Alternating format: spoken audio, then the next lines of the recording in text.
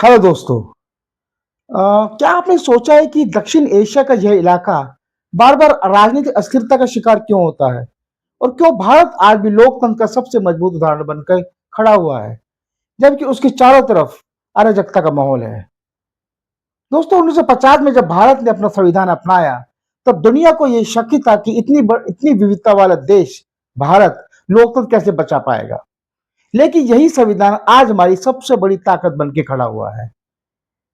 ये हमें चुनाव आयोग जैसी संस्था देता है, जो निष्पक्ष चुनाव कराती है, सुप्रीम कोर्ट देता है, न्यायपालिका देता है, जो सरकार को भी रोक सके यदि वो कुछ देश के हित में काम ना करे तो।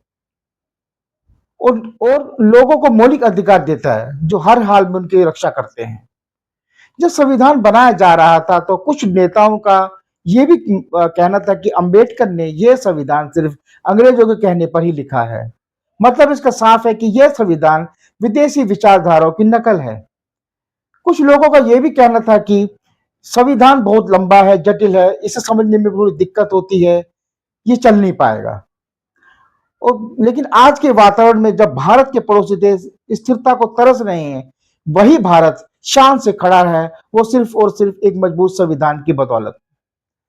संविधान की आत्मा को एक बार चोट पहुंचाने की कोशिश की गई 1975 में, लेकिन उसका नतीजा क्या हुआ? उसका नतीजा ये हुआ, सत्ता का परिवर्तन हुआ और आज के समय में उस दिन को इतिहास का काला अध्याय कहा जाता है। दक्षिण एशिया, जहां पर दुनिया की 25% आबादी जो है वो रहती है, और लेकिन यहां राजनीतिक अस्थिरता का हमेशा ही एक लंबा चौड़ा इतिहास रहा है। सैन्य हस्तक्षेप और कट्टरपंथ की घटनाएं लगातार बढ़ती जा रही हैं। अभी हाल की घटना में नेपाल को देख लीजिए, वहां क्या हो रहा है। नेपाल में 2008 में राजशाही का अंत हो गया था, फिर लोकतंत्र की शुरुआत हुई, लेकिन तब से 13 से ज्यादा सरकारें बदल चुकी हैं नेपाल के अंदर। यह स्थिर नेतृत्व की हमेशा कमी रही है। कानून व्यवस्था बिगड़ना, आर्थिक विकास में रुकावट, ये सब यहाँ पे हमेशा एक आम चीजें होती जा रही साउथ एशिया में। तो दोस्तों, इसका नतीजा यह हुआ कि जनता में निराशा और लोकतंत्र पर सवाल उठने लगे हैं और इसी वजह से यहाँ अस्थिरता होने लगी है। बांग्लादेश का भी यही हाल हुआ, हमने देखा। जिस तरह शेख हसीना की सरकार रातों रात गिर गई और हसीना को भागकर भारत में आना पड़ा। फिर बांग्लादेश में क्या हुआ? बांग्लादेश में हुआ सत्ता संघर्ष और कट्टरपंथ का उदय। पिछले 2 दशकों से बांग्लादेश में लगातार सत्ता संघर्ष रहा है। अवामी लीग हो या बीएनपी, इन दोनों में आपस में सत्ता संघर्ष बहुत लंबे समय से चलता आ रहा है। शेख हसीना की सत्ता से बेदखल ने राजनीतिक वैक्यूम पैदा किया। इसमें इस्लामिक कट्टरपंथी ताकतों ने अपना ताकतें बढ़ाई और उत्पन्न हुई। अब बात मान लो म्यांमार की करें तो वहां भी गृह युद्ध अस्थिरता का ही माहौल है। 2021 में म्यांमार में सैन्य तख्ता पलट हुआ, लोकतंत्र प्रक्रिया ठप हो गई और आज स्थिति यह है कि सेना और एंटी जुंटा विद्रोही दोनों आम जनता को निशाना बना रहे हैं। लाखों लोग शरणार्थी बन गए हैं, जिससे भारत जैसे पड़ोसी देशों पर बोझ बनना स्वाभाविक है। और पाकिस्तान का तो इतिहास एक लंबा चौड़ा इतिहास रहा है। वो भारत के साथ आजाद हुआ, लेकिन वहां कभी भी एक एक असफल राज्य ही हम उसको कह सकते हैं। उसका इतिहास एक लंबा चौड़ा रहा है।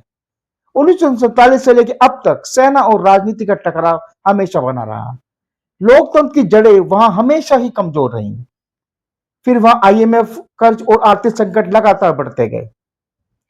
फिर हमेशा सेना चुनी हुई सरकार पर हावी रहती है पाकिस्तान में। आंतरिक आतंकवाद और उग्रवाद हमेशा ही पाकिस्तान को एक निशाना बनाते आए हैं। लोगों में संतोष है। सुरक्षा और स्थिरता दोनों को नुकसान हुआ है पाकिस्तान में, और आज भी पाकिस्तान की राजनीति का असली नियंत्रण सेना के पास ही रहता है।